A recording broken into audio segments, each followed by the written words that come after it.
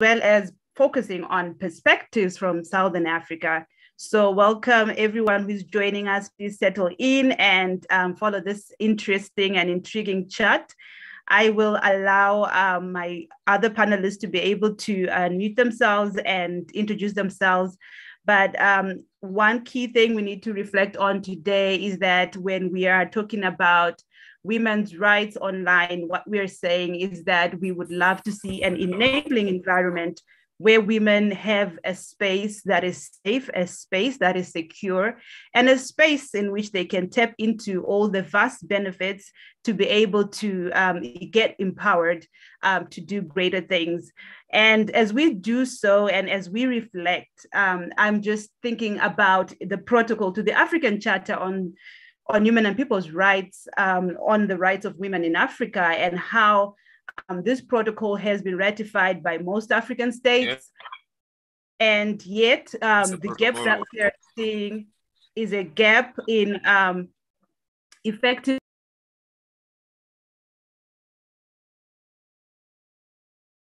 some of those challenges. So I will then hand over to my I will hand over to my colleagues here.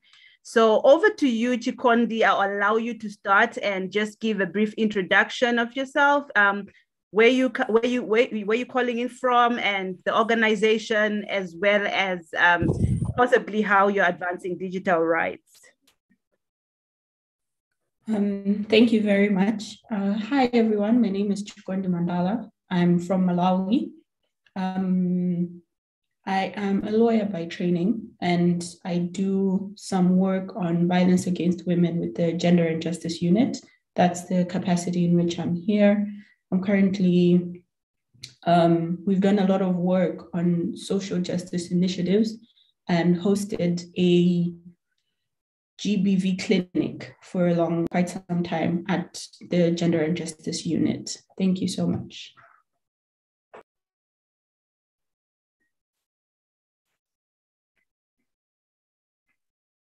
Fantastic. Thank you so much for introducing yourself. I'll hand over to Desio to also do the same. Then I'll eventually circle back to you, Chikondi. Thank you so much. Yes, thank you, Tembekile. And yeah, hi everyone. My name is Desio Sanzana. I'm calling from France, but I'm from Mozambique and Mozambique, Maputo. And I'm working as a researcher, PhD student on political science and digital rights here in France. But I've been working in Southern Africa, Alto Advisor, as a researcher on digital rights, Mozambique and Angola, Lusophone countries, and the Center of Human Rights at University of Pretoria on the same topic. And yeah, thank you. Thank you so much, colleagues. And I know we will be joined soon by Tarisai, and I don't see her in the panelists section there. But for now, we'll begin the conversations and just dive right in. And I think to just kickstart the conversation, Chikondi, please, can you just start by giving us a perspective to on how online safety has contributed or contributes to inclusivity when we're looking at digital inclusion for women? Thanks, Tobekile. I think I'll just give a brief background, well, at least set the context as to what the lack of safety, how it affects women. So a lot of women retreat from social media when they deem it to be unsafe or keep their interactions very minimal. It impacts women's well-being and decreases the diversity on online platforms, as women may be fearful to engage. And even those who are currently online, it could discourage women from engaging, as well as discourage those who are contemplating to come online from actually joining online spaces. So this holistically will have an effect on women's opportunities, because a lot of opportunities are posted online. And especially in a post-COVID world where a lot of things are very digital. I think we can't overstate the importance of digital safety and digital inclusivity.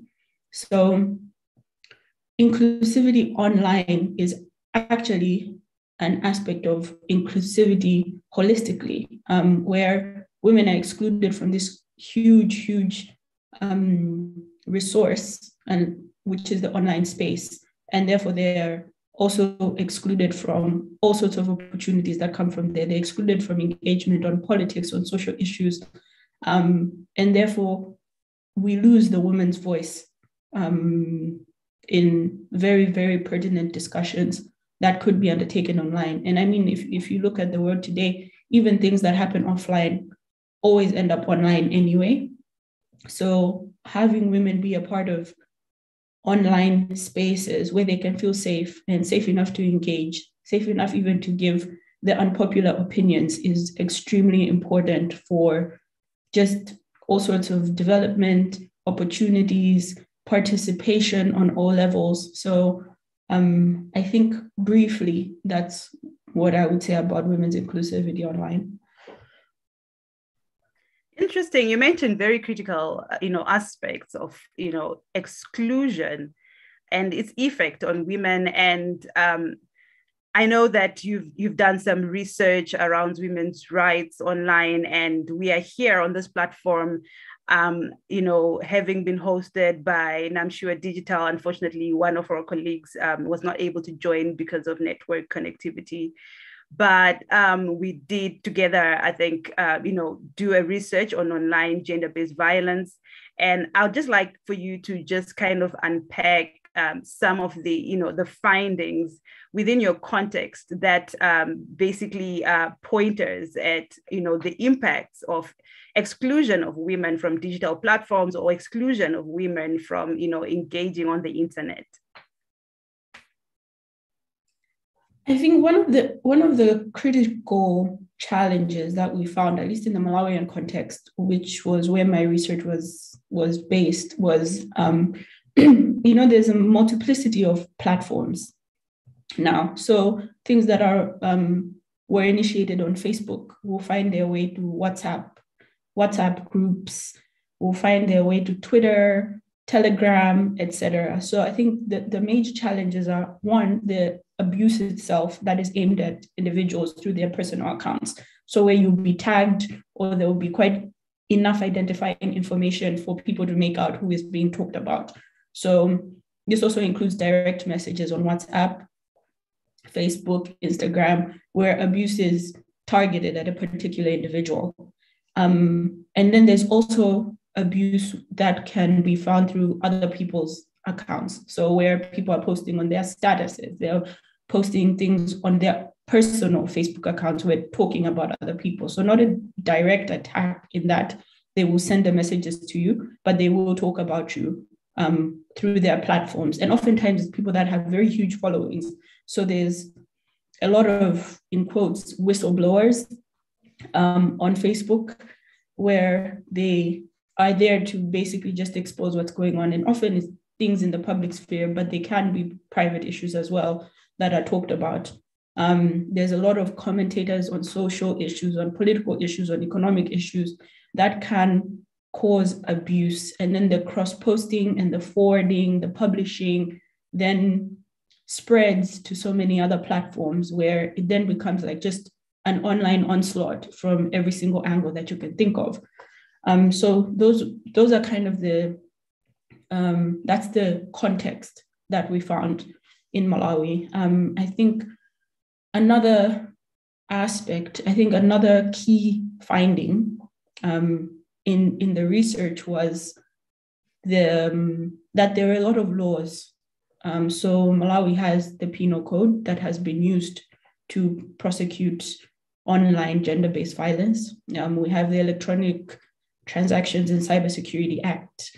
We have a privacy bill, like a data protection bill, and just, a combination of laws that are used, but often don't speak to each other or are not coordinated. We also have the Gender Equality Act that specifically provides for harmful practices, the Electronic Transactions Act is the one that provides for cyberbullying, cyber harassment, etc. So there are these provisions that could potentially be used to prosecute online gender-based violence, because our focus was on gender-based violence in the study.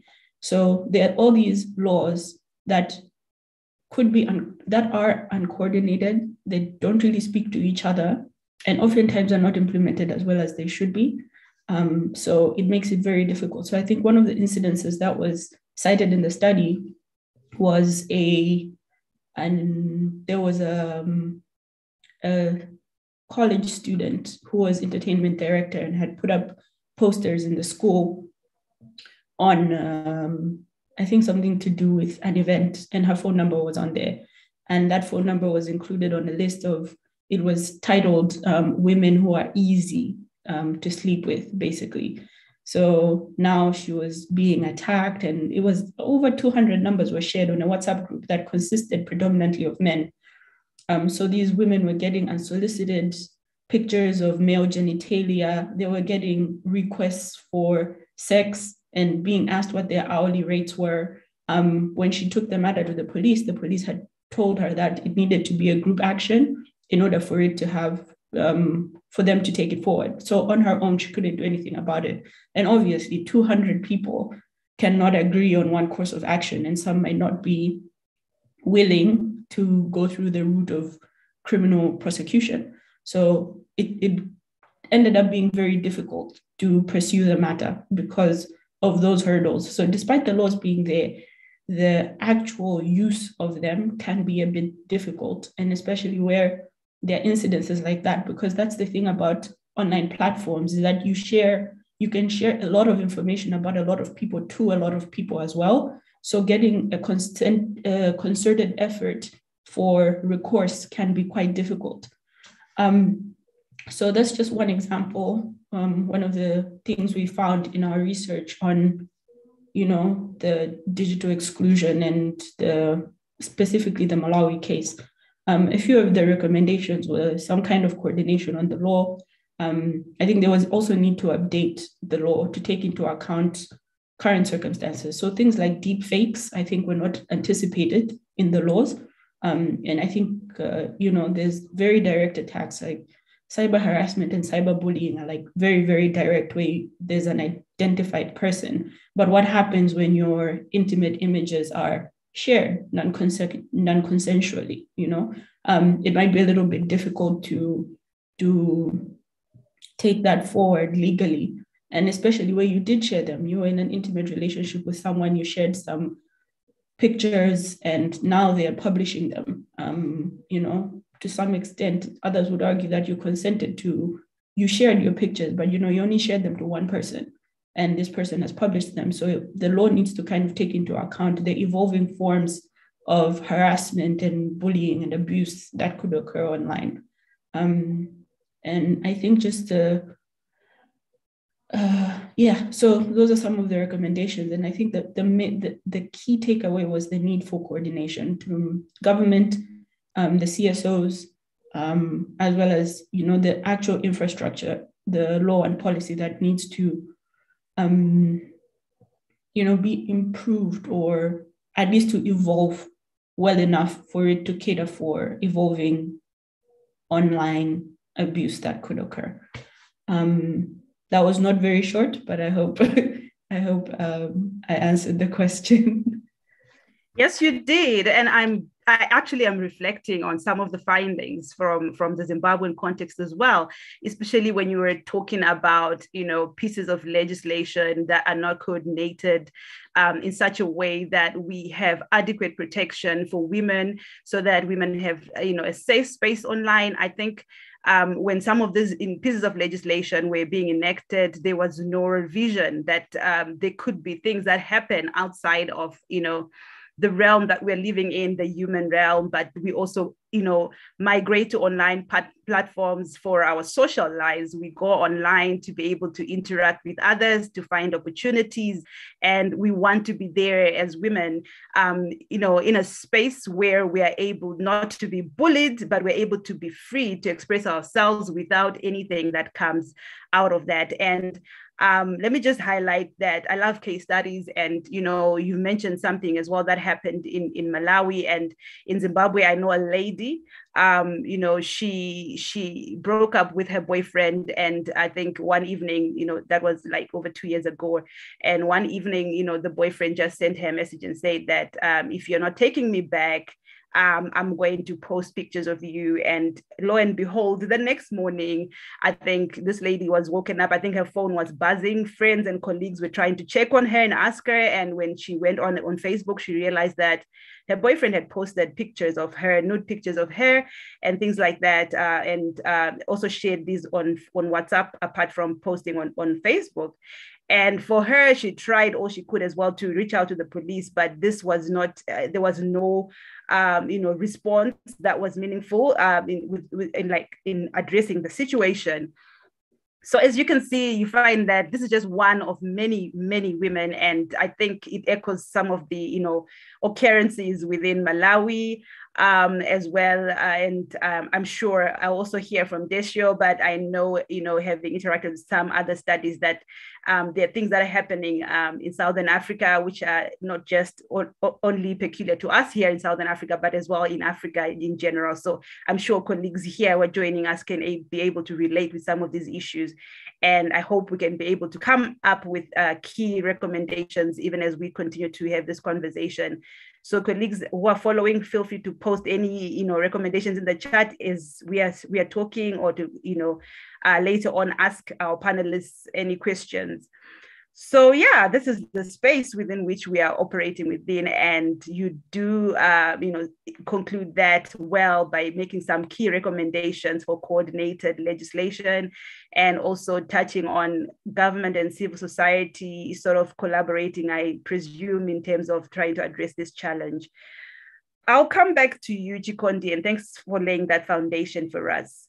Let me just tap into what's happening, Desio, from your perspective when we're talking about this concept of digital inclusion or inclusion, for women. What are your perspectives? Yes, thank you, Thembekile, once again. Maybe I have to be honest, sometimes it's not easy to talk about this topic as a man. I remember that we worked together because we will talk about it later on the report. But for me, it was a pleasure to be part today discussing about this topic, because sometimes we think that it's related only to the women, but not, it's for everyone. And this is difficult. And we as a man, but we as a society, we have these kind of problems, and we have to discuss about it.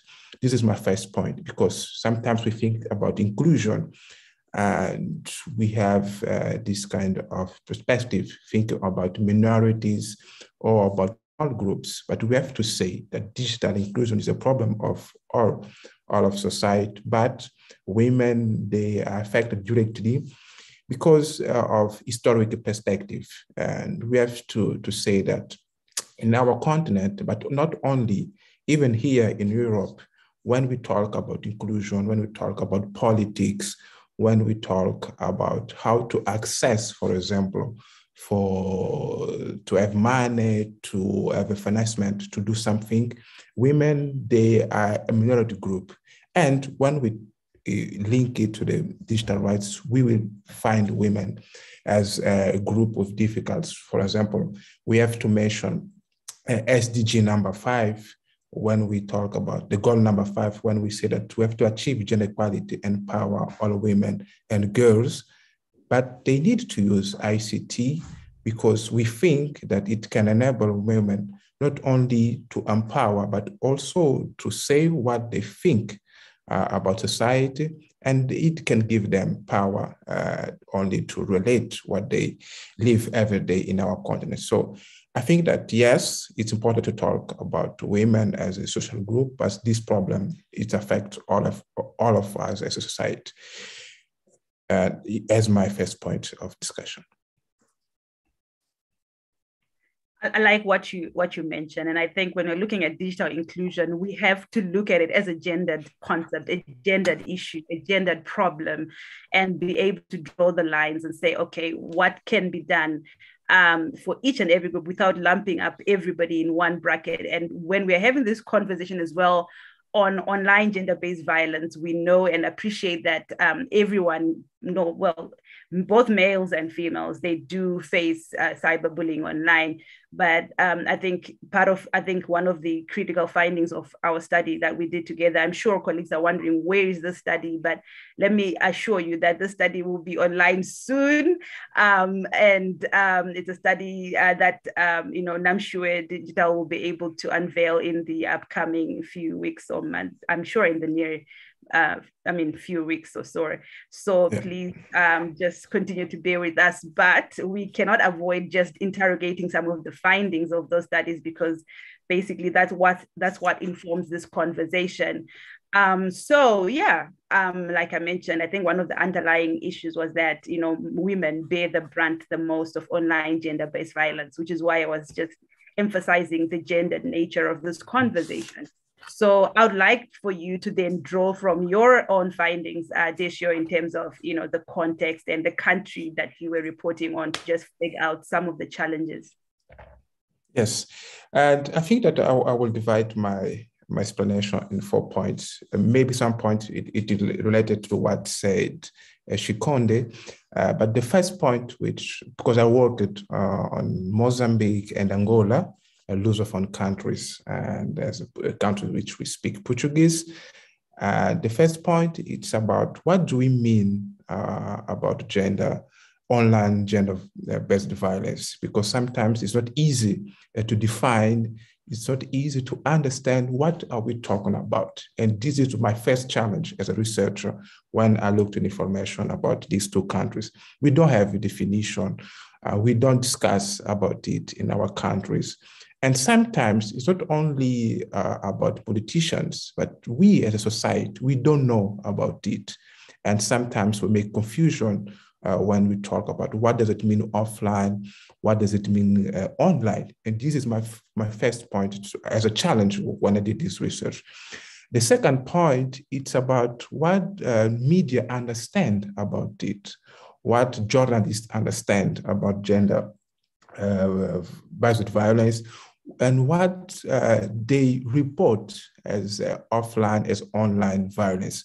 What we can see in my country, Mozambique and Angola, is that the media sometimes they what we call in our country domestic violence and online violence, but they don't understand how can divide these two kinds of violence. And sometimes we know we can't find reports easily about this topic because they don't know how to report. And this is a big challenge to find information. But we know that there are many cases, there are many women that are suffering today in Mozambique and Angola, but they don't know how to denounce. They don't know how to report about it, because when they go, for example, to the police station or to the media to report, how they manage the case is very difficult, and what they will tell these women, we don't know how to deal with this kind of cases, and it's happening today in Mozambique. I can tell you one example. For example, today in Mozambique, we are facing terrorism in the north of Mozambique, in Cabo Delgado, and we had a case last year. A woman, she was beaten, and she went to the police. And it was, no, we don't know how to deal with this case, and maybe it's not a problem. You have to go home, and then we will see what to do. These are the police, the people who must protect us, but they don't know how to deal with this case. The other point is about the language. You know that sometimes we speak Portuguese in Mozambique and Angola, but the big platforms, they don't speak Portuguese. Platforms like Facebook, WhatsApp, Twitter is the platform which you speak English, yeah? And to report this case in Portuguese is not easy. And I can tell you one example which happened in Angola. Women, association of women called Onjango, they launched a campaign called Stop Killing Us in Angola. But this campaign was in Portuguese. In Portuguese, we can say parem de nos matar is Portuguese, but they need to translate the same campaign to English to be understood by other people. So it's very difficult to report about this case when you speak Portuguese, like me, Mozambique and Angola, because the big platforms, they only speak English. I think that this is the other point which is important to highlight. The last point, it's about how civil society organizations work on this topic, and what we can see or what we found in the two countries, Mozambique and Angola, is that we don't have a coordinated actions. Yeah, we can find organizations like Women's Forum in Mozambique or Django in Angola, but we don't have links. We are talking about the same topic. We are fighting to empower women. We are fighting to join women in the same discussion, but we don't work together. And we think that this is a challenge for civil society organizations working together about the same topic. And we can't see it today in my country, Mozambique, and Angola, which is a country which I know as a part of my research. And I think that it is very difficult to deal with this kind of topic if we don't work together, because we don't know what to do together and how to give our recommendation. And the politicians, they say, no, you are not organized, so we can't resolve your problem because we don't understand what you want and how do you work. And I think that it is a point which is very important to highlight. The last point, which I think it can be interesting to highlight, it's about legislation. Once again, as you said, Shikonde, in our country, we don't have legislation about even about cybersecurity, even about disinformation. We don't have. You can find in Malawi and Zimbabwe, but in my country, you don't have it. And so I think that our challenge is a double challenge, because you have legislation, but it's not easy to understand. But we don't have legislation, so it's very difficult sometimes to discuss about these topics. And yeah, thank you. Absolutely. I see the conundrum, a double jeopardy situation, right? Where you actually don't even have the existence of the legislation that enables or offers sufficient protection for women when they are engaging online. And you also, on the other hand, you have state machinery, which is not capacitated enough to better appreciate aspects of online gender-based violence so that they are able to offer the relevant protection. And I think Chikonde also mentioned something critical as well about, the non-invalidity, that, the bad implementation processes that we experience. And that's exactly what you're echoing, Desio, that, someone will walk into a police station and, nobody understands. And this, lumping up of everything under domestic violence without, anything. I think in the Zimbabwean context, when I was also doing my research, one critical thing that stuck up for me was that, when you're looking at the Domestic Violence Act, it talks about domestic violence, yes. So even if we are to bring that, to look at it, you'd find that if we had people who better appreciate what online gender-based violence is, you'd find that there could be ways of extending some of those sections to offer the relevant protection for women when they are subjected to online gender-based violence, especially in the domestic context. But however, you'd find that the same impediment at the police stations, is what women face. And, one of the key things that I also, noted was that, you find that it would be useful if we would have such legislation as well, perhaps also having amendments and having additions that kind of cover as well, and what online gender-based violence is, or what tries to unpack what that is within, the Domestic Violence Act.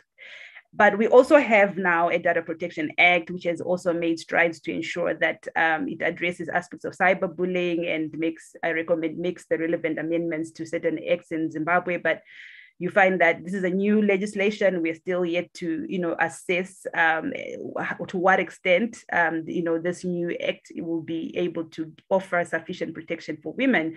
But at the time of doing that study, that was last year, you find that we still also, like in the context of Mozambique, I think, was it Angola? There's no legislation. There was no legislation at that time that was, addressing cyberbullying and things like that effectively. So yeah, that is the thing. And I like what you've also mentioned about the lack of coordination within CSOs. I found that quite intriguing, because I think we find that as well in a number of other countries within Southern Africa. I think it's something that needs to be a deliberate effort. And just taking you, further, than what you've just also presented, I would like to find out from your assessment of your countries, maybe Mozambique and Angola. Do you think that, apart from not having adequate legislation, Angola has ratified the relevant instruments that would rather, be a good guiding or starting point for governments in Angola and Mozambique to be able to ensure that there is protection of women's rights, there is enforcement where, there are violations? Yes, I think that even mentioned that we lack of legislation or in Mozambique and Angola, we have some positive aspects to be mentioned. For example, I can say that in 2016, Angola, they created a data protection agency. They have a legislation, data protection, not data protection, but the difficult, once again, is to how this kind of legislation deals with, or how this kind of legislation mention or talk about women. We can't find it, but they have some legislation, data protection. But also, maybe I can mention the penal code, which in sometimes they talk about how to protect children, youth, and the women. But once again, it's very difficult to find online dimension in this legislation. In the case of Mozambique, I can mention, for example, last year, the government adopted a strategy on data protection. We don't have now a Data Protection Act, not yet, but I know that the government and MISA Mozambique, we are discussing about a draft on data protection, maybe for next year, I hope. But for now, we don't have it, but we adopted a strategy, national strategy on data protection.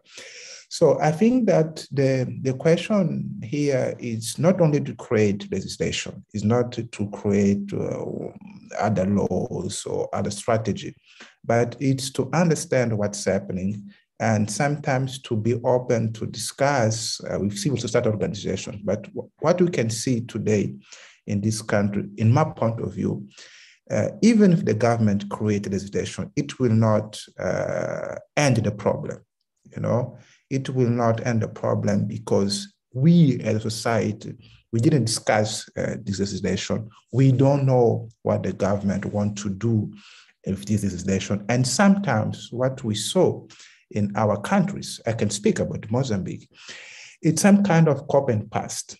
We know that Zimbabwe, you have the legislation about it, Malawi, you have the same, and we think that we can take the same and we will apply in Mozambique, for example, or in Angola.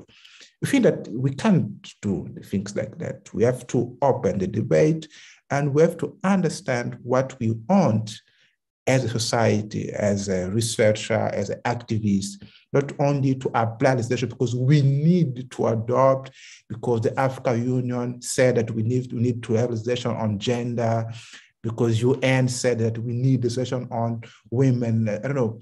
We can't do things like that.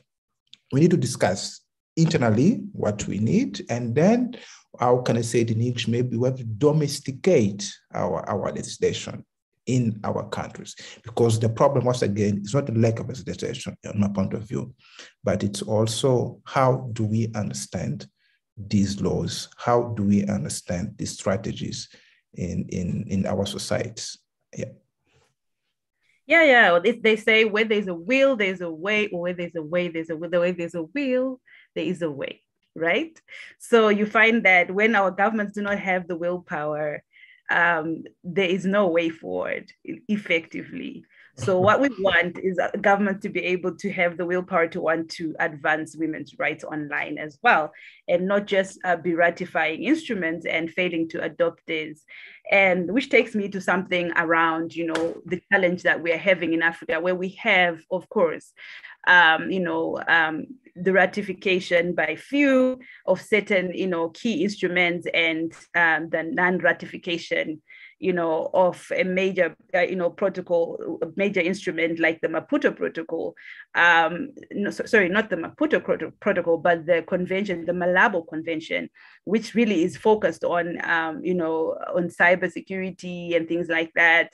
So you'd find that without, that we can talk about data protection, but from a regional level, Chikondi, may I just circle back to you with this one and say, what are your views around, the non-ratification of the Malabo Convention? I think this conversation turns on a number of treaties, including the Maputo Protocol, right? But I want you to focus on the Malabo Convention and what you think about the non-ratification of that and its ripple effects on, the non-enactment of this key data protection law that we would want to see in a number of our countries which do not have.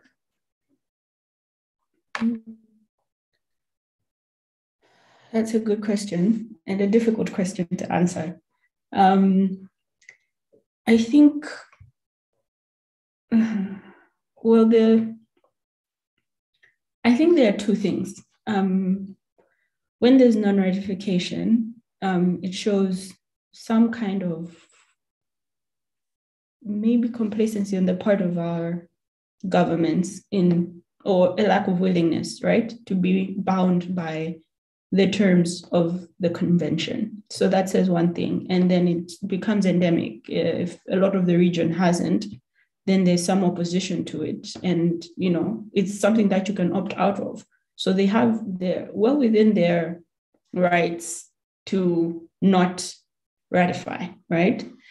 And then there's the very performative ratifications that we've seen as well, where I think a lot of our countries are parties to numerous conventions that are not followed, right? So often the laws will be passed, they'll be ratified, they will be domesticated, and we'll have them on our statute books. But there's rarely anything that ever happens. It's just another paper tiger, another white elephant that's just there because there were certain conditions that ought to be fulfilled. I mean, we saw this in a lot of the counterterrorism laws that are now on our statute books in early 2000s and thereabout, because it was a push from donors that, okay, you need to have this law, and it was a conditionality for loans, for funding, for aid.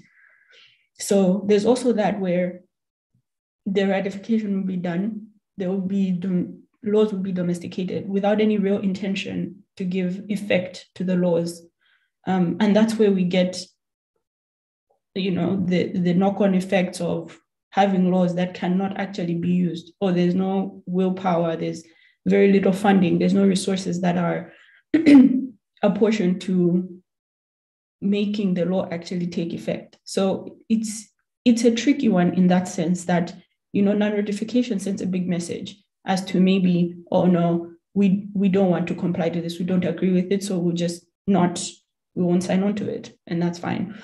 But on the other hand, is also the very performative ratification and domestication, which is also just as problematic. So I'm wondering whether our focus should really still be on the instruments. I mean, it's good to have them, but I think there's also, it speaks to a greater problem, is what are our societal understandings. I think Dercio made this point about the definitions and how does society understand it? How does media understand it? How do the people themselves interact with what our definitions of online violence are? What do we consider to be online violence? And is it not just a cultural thing where things are taken offline and now are online? Are we just nations that like to gossip, and therefore everything that is seen as, public news is just one of those things that you can discuss? It doesn't matter the platform. So I think it speaks to a greater issues on digital safety, on societal attitudes towards digital safety, and maybe the repercussions need not always be legal, because I think we've also seen a lot of that. There's been in Malawi, I think the past year or so, there have been people who have taken on social media issues personally, right? Where for things that are written on social media, people are sued for defamation for ridiculous sums. And we've seen a few, there's been condemnation by the courts. There's been, and some of the court orders are for the person to make a public apology through the same social media platforms, in the local press. So maybe that's also another way to go about it. And to get that. And now, I've heard it on social gatherings where people are like, oh, be careful what you write online. You might end up having to make an apology in the newspaper, right? So I guess it's also speaking to, maybe we need a little more creativity on how we go around these things. So yes, I agree that the non-ratification of the Malabo Protocol is worrying, right? But I think we need to look at it holistically to think of other ways in which we can condemn online violence without that direct, or without over-criminalizing it, for one, because with criminal offenses, you pay a fine or you go to prison, or which is not a small thing, it's a big thing, but it doesn't then teach the society as well as to what the parameters on digital safety should be and on what you can discuss online. So I think it's also, I guess, conversations that you're having with your friends, with your peers, with your family members about, being careful with what you post online, being careful with what you share, being careful of the things that you comment on, because I think there's also things like forwarding, right? Where you just forward things, you're like, haha, this is the hot news. And you forward it to all your groups, People need to be aware that when you forward something, it's an endorsement of whatever the contents are. It's not a defense for you to just say, oh no, I only forwarded it. I am not the author. Yeah, but you forwarding it means that you're endorsing it, right? Whoever receives it after you is getting that endorsement from you. So I think it's just that awareness that needs to be raised, in addition to supplementing with actual criminal or civil sanctions through law, through international law, through policy. So yeah, a very long-winded response, but it's very needed, that long response. I think I like the fact that you're balancing off this argument that yes, we want states to be able to ratify the Malabo Convention. We want our own homegrown African convention that focuses on cybersecurity, data protection, and also so that we are not only like drawing. I know some countries have kind of designed their legislative ammunition from the GDPR, and we want our own homegrown African Union Convention to have the relevant ratifications as well. But beyond that, you're also raising something critical, that it's everyone's responsibility, which takes us to that balancing of things, that rights come with responsibilities. You cannot just enjoy yourself and say, okay, I've got freedom, so I can take a gun and shoot everybody around me. In the same way, you cannot just say, okay, I'm on my cell phone and I've got the information that has found its way into my inbox. I can equally just share and distribute this content without verifying whether it's true, or verifying as well if it's harmful to someone's reputation or things like that. And I think earlier on I mentioned a case study about a woman from Zimbabwe, and I mentioned that this happened over 2 years ago. And since that incident happened, I think it took her about 2 years to then decide to get back online again. So there are these repercussions, the self-censorship that then comes with it. You mentioned, Chikondi, how you've had people talk about, it's not, you don't want to be, in trouble by being online and engaging online and things like that. But the internet is meant to, generate good conversations. It has its benefits. It provides a platform for people to interact, for people to sell their products, for people to, share their opinions without fear of reprisals. And the same way offline people should be able to express themselves without fearing for any reprisals should also happen online. And I think, let me just touch on something that possibly we've not kind of touched on at great length, which I also discovered, or which is, within my current context in Zimbabwe. You find that politicians, women politicians, are the main target, when it comes to online cyberbullying or whatever forms of violence that happen online.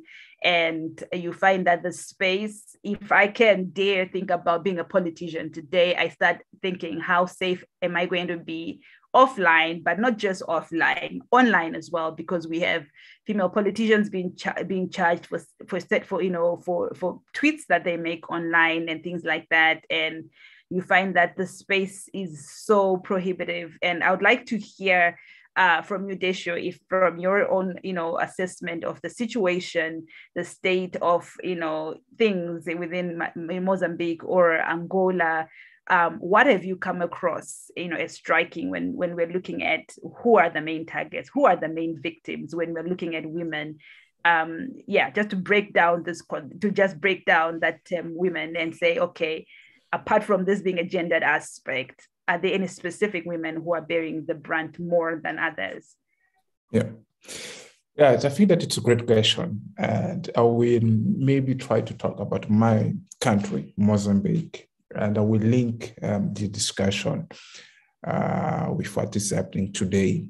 Once again, as you know, Mozambique, we are facing security problems or security challenges in the north of Mozambique. And in the last 2 years, what we've been saying is that women, they are target women, but women activists and also women working with internal displaced people, IDPs, in Cabo Delgado. And they are the main target, for example, in the last 2 years. And I would like to give you one example with something which until today, we don't understand very well why they did it. For example, we have women attacking another women in Mozambique, in the case of Mozambique. And this example came from political parties, for example, women which are part of the ruling party today in Mozambique, Frelimo. They tried to attack another women who are activists. For example, they say, no, you don't protect Mozambique because you are defending another people for another countries like US, or you are not Mozambican because you don't love Mozambique. This kind of comments coming from women attacking another women, we think that it's something which we don't expect to happen today, for example, on social media, but it happens last year. They used Facebook. They created groups to attack another activist, which they think that they are not Mozambicans because they don't defend Mozambique. And for me, it was an example which until today, we don't understand what's happened and why these women did it. And another example, it's once again about Mozambique. Today, the president of the parliament is a woman. Yeah. For example, since 2014, the president of parliament is a woman. And yes, last year, these women activists, they went to the parliament just to say, no, we have to protect us because we don't understand what we did. And we need you as a president of the parliament to protect us. And they didn't have an answer for these women, which we could hope that she, as a woman, maybe could do something to protect this activist.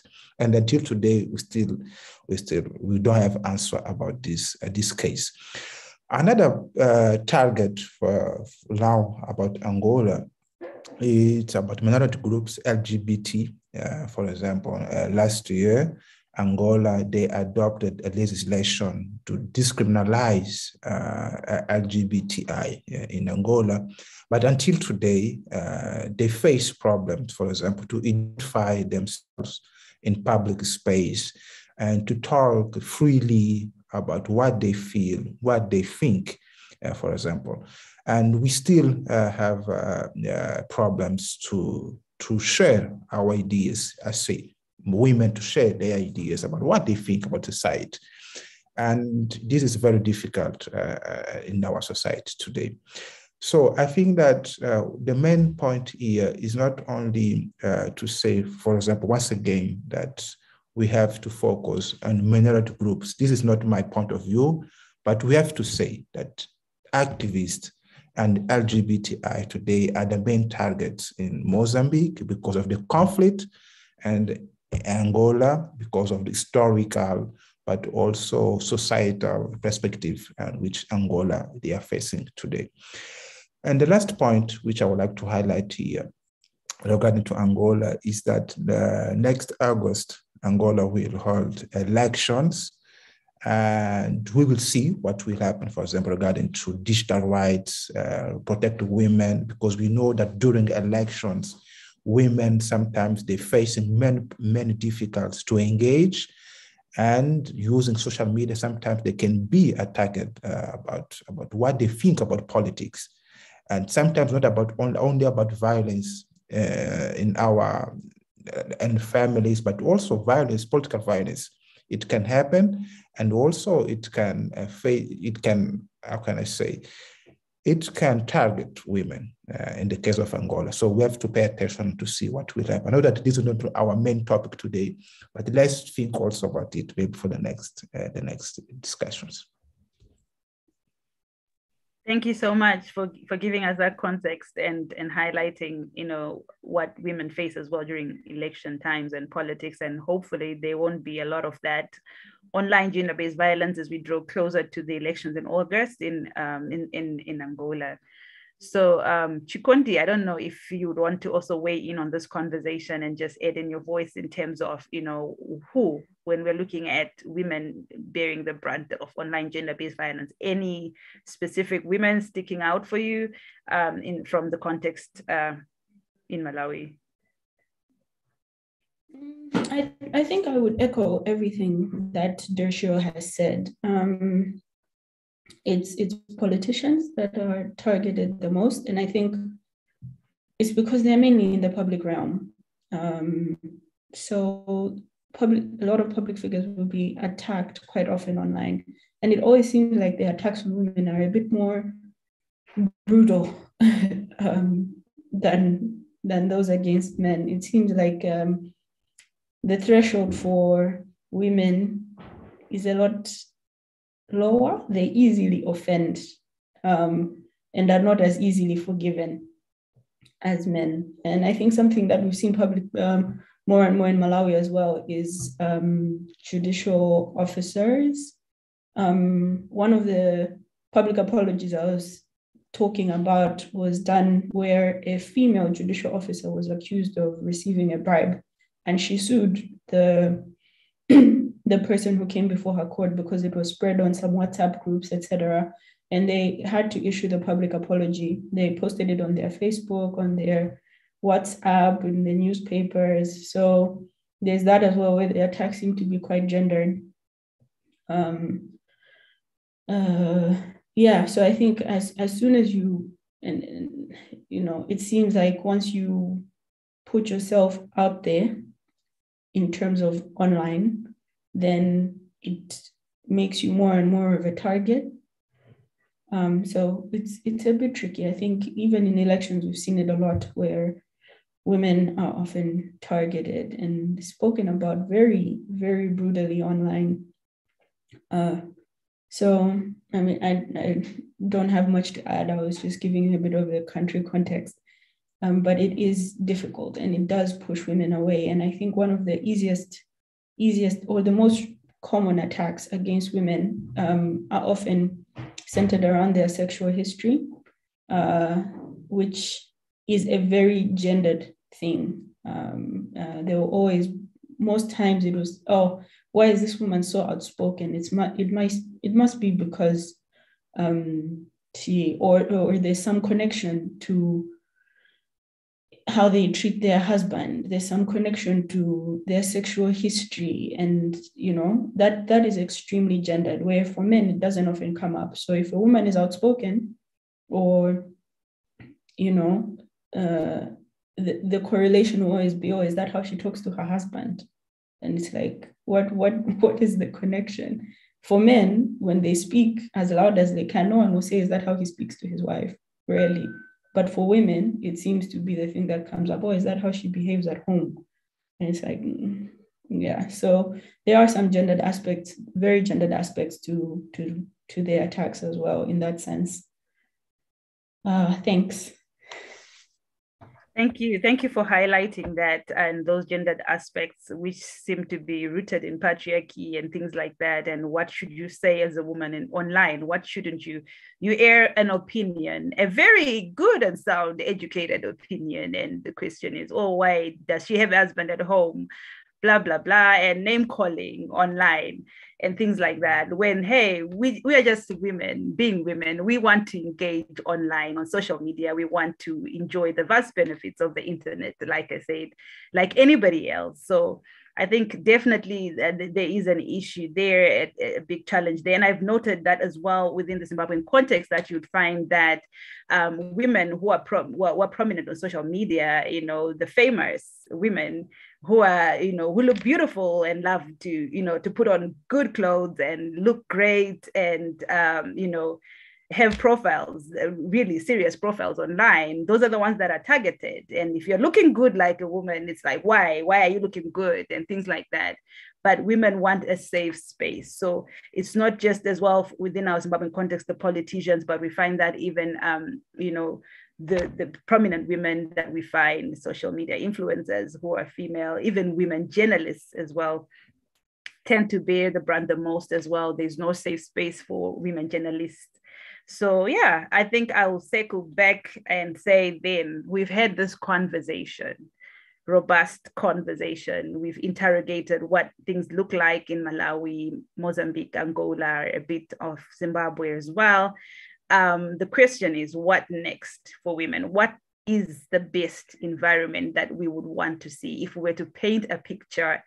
If we're an artist with our drawing pencils and wanted to paint the picture of what a proper safe environment looks like online for women, what would that be like? I would ask both of you to be able to paint this vision, even if you kind of step into each other's prints. Not to worry, but I'll just like to draw from you. So I think I heard from you just now, Chikonde. I'll allow you to breathe a little bit and ask Desio to paint this lovely picture for us of what a perfect online environment should look like for women. And I will invite everyone in the meantime to begin to think about questions for our wonderful panelists here. So over to you, Desio. So, maybe I don't have an answer to give you which it's called be like, but I think that we need a space where we can talk freely. We as a society need a space where we can talk freely, but also we have to understand that because sometimes we say that internet is open, internet is for everyone, but yeah, it's correct, but also we can do whatever we want because internet is free, internet is open. Yeah, we have to respect each other, but also we need to know that sometimes when we go online, we will not only find people who agree with us. We can find people who we don't pay, but we have to listen and also say, yeah, this space is open, but I have to respect what other people think about me, but also what they think about what I'm saying. The other, not recommendation, but other aspect which I think that it's important, we need to have a sense of denouncing what we are facing. Because in our society, we are educated not to denounce. We are educated when we have problems to stay silent. We can't say, because if we denounce, maybe tomorrow I will not have a job. If I denounce, I will have problems in the future. No, we have to denounce. We have to have this culture of denouncing what we are facing online, but also offline. We need to denounce what we are facing, not only to stay in silence. And the last point, which I think that it's important, we need to teach or to have this kind of debates in our maybe schools, but also in public space. It's not a critic for this kind of events, but sometimes we need to go out and speak about it. Because I know that we as researcher, Tombekile, Shikonde, we know what we are talking about, but we need to bring people to discuss what they are facing and every day, and we need to go beyond this kind of issues, because if we need to integrate another people and to change this society, because we need to change it, so we need to integrate all the people in this kind of discussion about this topic. Yeah. So as I said, I don't have an answer, but I try to give a panel about 3 points, which I think that they are very important for us. I think you've painted a picture. If I was an artist, I'm not so sure what this would look like, but perhaps a padlock that's open, like don't lock us. In fact, maybe a signpost with a big X on it, a big red X on a padlock, because we are being padlocked as women to be kicked out of the internet.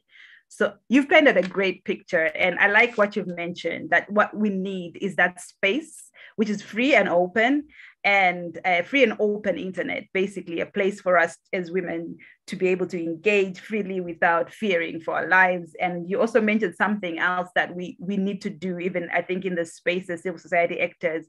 We need to not just only preach to the converted to ourselves as researchers or as people in the space, but be able to raise the relevant capacity and awareness. So I like already how that picture is looking like, and I'll come back to you, Chikondi, and ask, what does your picture look like?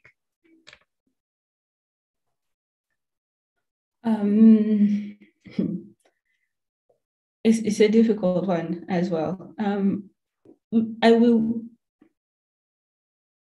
give a preface first, just to note that this conversation on digital inclusivity is a very elitist conversation. 2017, the GSMA found that only 47% of women in urban areas owned internet-enabled phones, compared to 26% of women in rural areas.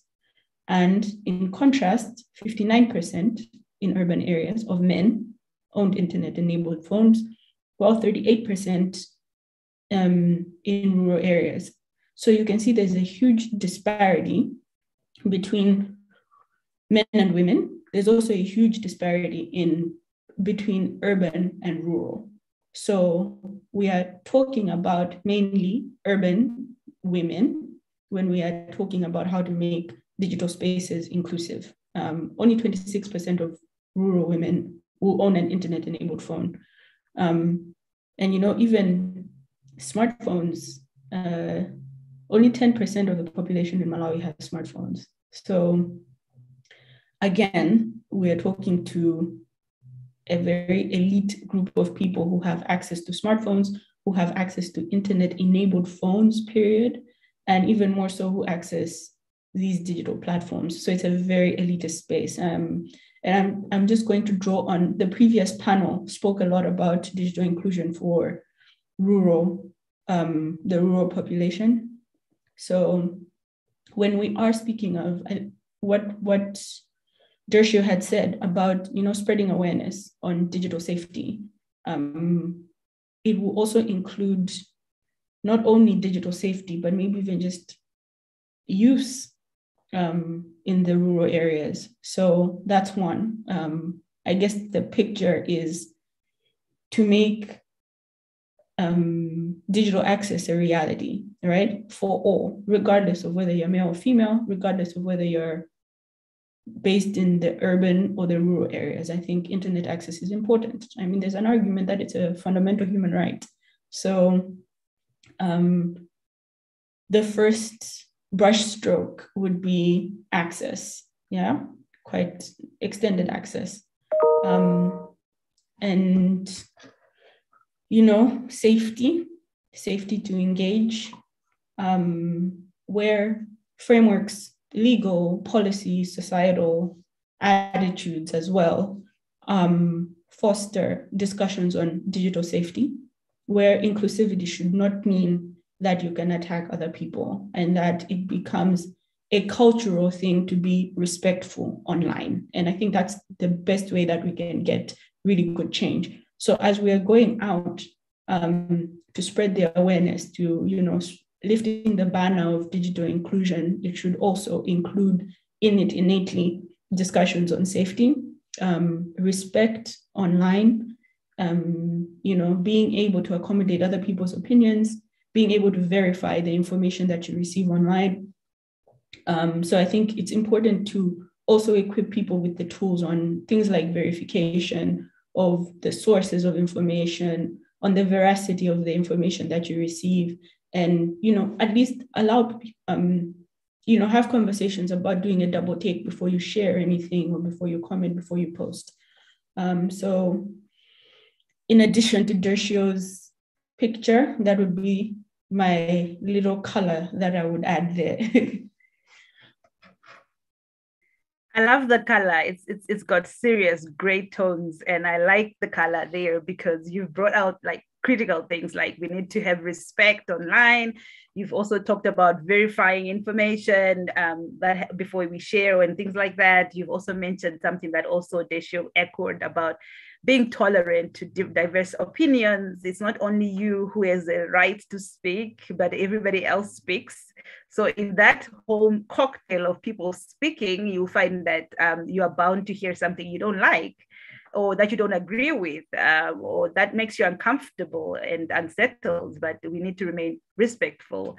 We need to be able to verify information. And also we need inclusion for those who are marginalized. When we're talking about women, I like the fact that when we started this conversation or somewhere in between, we did talk about the need to distinguish that sometimes there are others who are more, that bear the brunt the more than others. And when we're looking at women, we know that they're marginalized women who actually don't even have access to digital technologies, access to cell phones for us to even be able to address issues on online gender-based violence, or the fact that actually they don't actually have access to those digital technologies is actually violence in nature, a violence is so to speak. Because when we're talking about domestic violence, for instance, as an example, you find that it doesn't only manifest in physical abuse, but it also can be economic abuse. So you find that when we're looking at the Global Gender Gap Index, you find that it marks, it looks at aspects to do with economic, access to economic opportunities for women and development for things like that. So you clearly see that where we have women who do not have access, that are economically disenfranchised from accessing digital technologies, then we have a problem, because we can't even discuss online gender-based violence because they're not online. But the fact that they don't have access to these tools to be able to also be online can also be a violation in itself. So thank you so much for painting that picture, even making it more pronounced. And I think you've just shared great insights there. I'm just I'll circle back to you guys maybe for last remarks, but before we get there, I would like as well our audience to be able to ask a few questions so that we're able to respond to them. And I don't know if Tarisai is here at all, but Tarisai, if you're here, please unmute yourself, and then I can be able to have a way of ensuring that you say a few words. I don't see Tarisai and I don't see Nashilongo, but anyway, there we have it, everyone who's following this interesting conversation. Any questions for our wonderful panelists?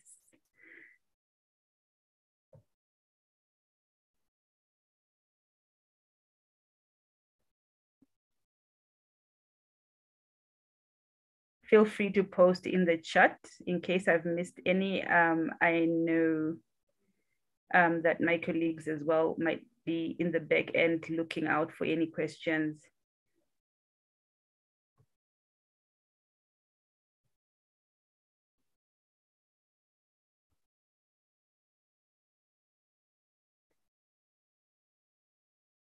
So there's one question here. I'm not so sure if it's actually for this panel, but I think it might not be for this panel.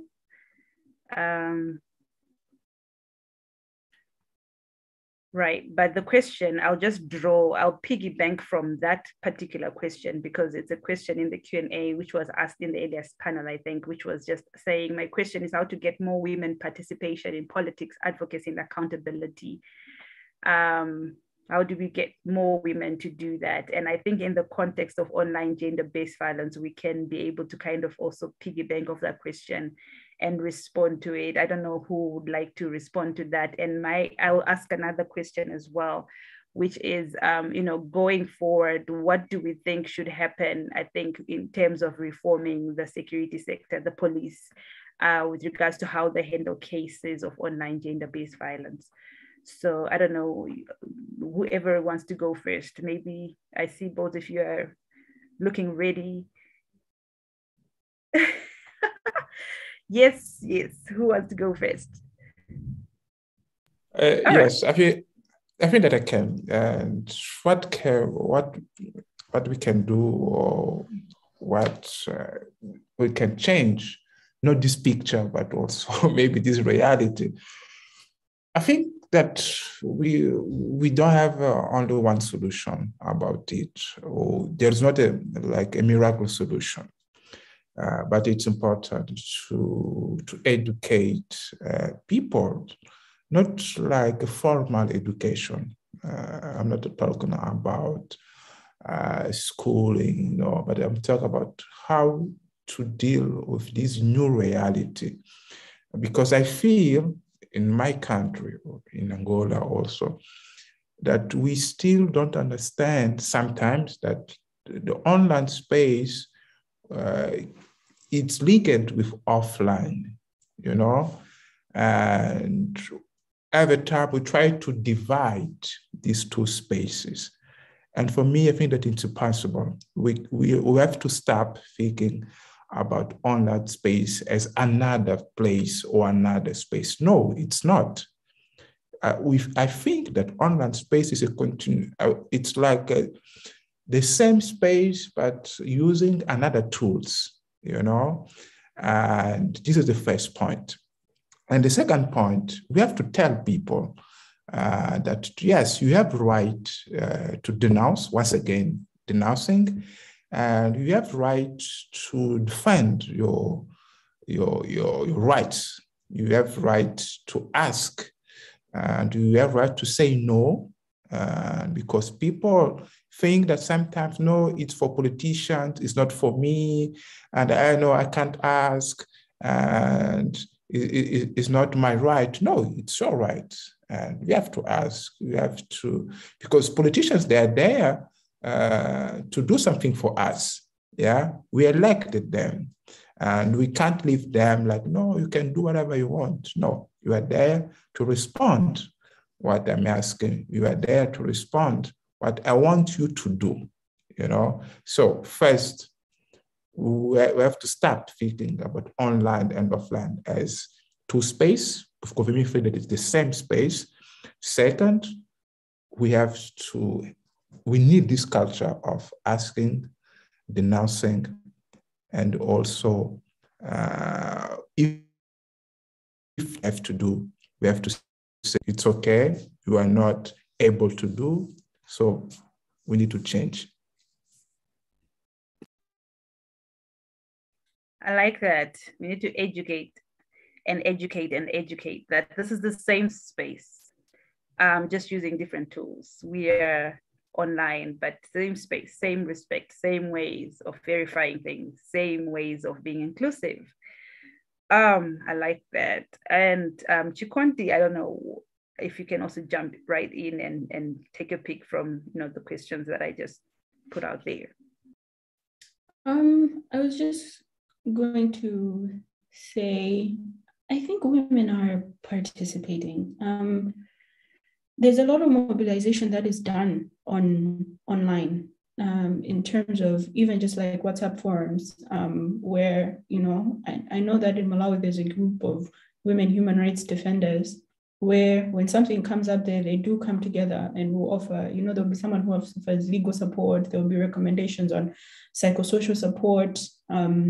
So there are groupings that do exist, organized forms of participation, and including calling people out, condemnation of acts of violence online that are done by organized groupings. And I mean, I think WhatsApp groups have now evolved to include, professional forums. I'm sure we all have WhatsApp groups for work, for school, church, everything, right? And it's really a powerful tool where you get a lot of people together and you can actually mobilize. I mean, revolutions have been started on social media, right? Where groupings have literally come together on social media and have effected great social change. So I think there is participation. I think there's ways to improve it, but I think it wouldn't be right to say that there's none at all. I mean, this is, I will. The subject to what I said earlier about inclusion of, it's not rural, there's still women, vulnerable women who are excluded, yes. But I mean, for those that are there are quite a few people who are participating. I don't remember what the second question was, but there's a question in the Q&A as well. So it's, yeah. What is your comment or analysis when it comes to making efforts to ensure that there is digital inclusion in Southern Africa in terms of investment? So I can take a go at that quickly before I hand over to Dershio.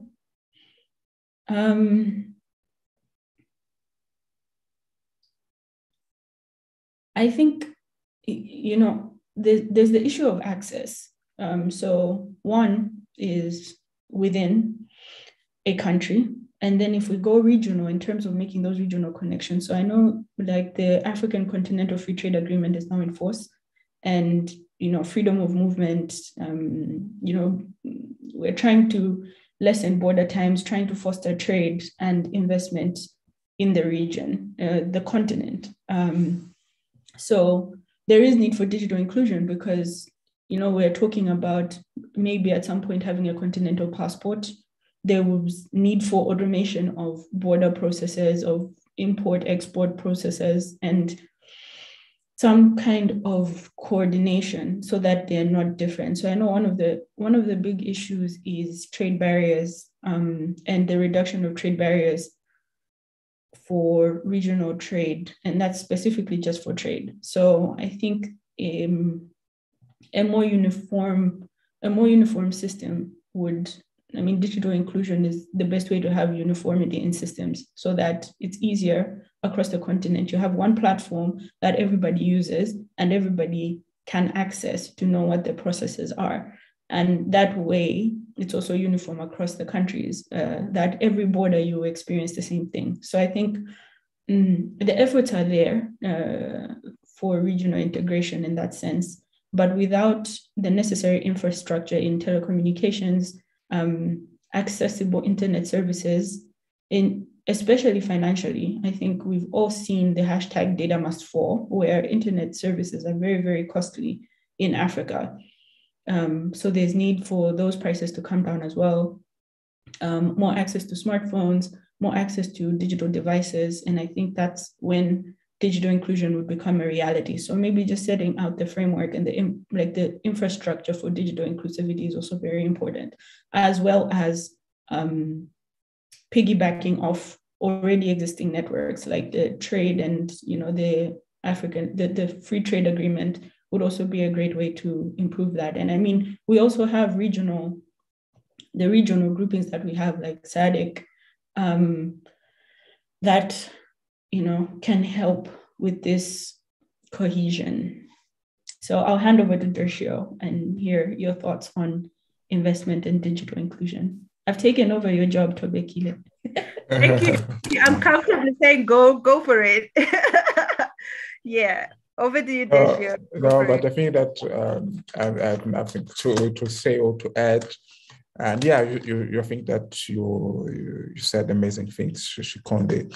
Maybe just one point, just to add, is not new. It's about the cost, because sometimes infrastructures, they are very important. Access, expand, it's important, but cost of data, I think that it's a main point in many countries like Mozambique and Angola, once again. For example, today in Mozambique, we have 4 telecoms companies, but it's very difficult to have access. Even in Maputo, the capital of Mozambique, or Luanda, the capital of Angola, because it's expensive to buy data. And when we talk about women, it's more difficult for women to buy data and to have access. So I think that this point also can be just to add about investment and also infrastructure regarding to internet. Thank you so much. And I'll also add on that I think the call for civil society, there's a need for us to also look out at to look at the national budgets when they are released, to see to what extent they deliberately provide for inclusion, and not just inclusion as a concept that cuts across every marginalized group, but inclusion for women as well. So I think it's part of our duty as well when we're looking at a rights respecting budgeting that should happen at national level, so that we have digital inclusion factored in, and so that women can also be able to be included in this conversation and also be able to meaningfully engage. I think that will be of great use to to marginalized groups, the women that we're talking about that are left behind in terms of being in this in this covering of the conversation we are having on online gender-based violence. So thank you so much, Dershio. Thank you so much, Chikondi. And I think we've kind of interrogated a lot what government should do. We've interrogated a lot what we should do. We should also be part of this bandwagon raising awareness. We should be able to also be part of this bandwagon raising capacity as well for the security sector in our countries. Within Southern Africa, to be able to curb online gender-based violence. But there's one player that we kind of did not touch on, and that is the private sector. And I'm just thinking, when we're looking at content and its moderation online, I think we can just say a few words if we have any ideas, even as we look towards taking down the station, as in landing this plane. So yeah, I would love to hear what the thinking is around the private sector when we're looking at the content that is harmful to women that is online and going around there. How can we ensure that the private sector as well is on board with regards to this conversation we are having before we touch down? Yeah. I'll come back to you, Chikondi, just maybe, and I would love to also hear perspectives from Dershio as we round off, and I look around the room as well if there are any additional questions. So the private sector and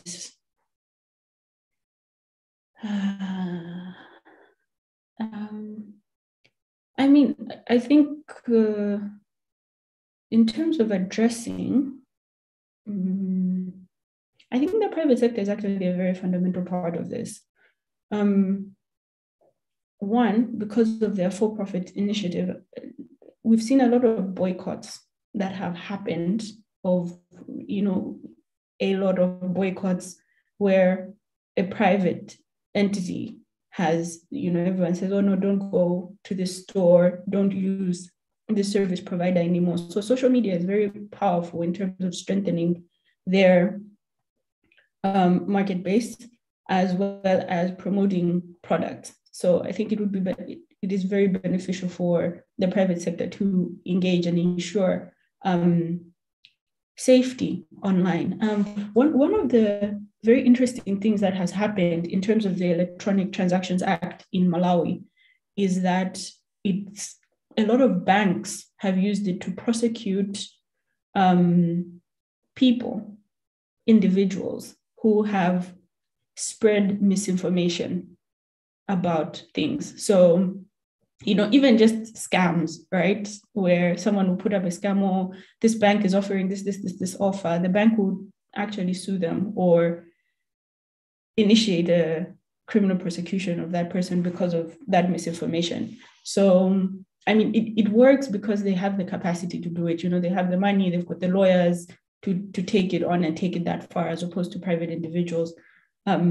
But you can see that they can benefit from it in terms of protecting their brand image, etc. So their inclusion in the conversation is very pertinent. And from that, you can build quite a base for digital safety, as well as partnerships. And, I think it has become commonplace now, even for adverts for different things, to take on whatever is trending in the news. So if there's a hashtag or like a common thing that's happening in the country, the next advert you'll see for detergent will include that hashtag, right? Or a little play on the words.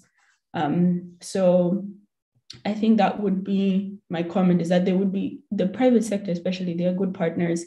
And for financing as well, is where they have corporate social responsibility initiatives that could be used to do public awareness events for digital safety, because they also know that at the end of the day it will benefit them.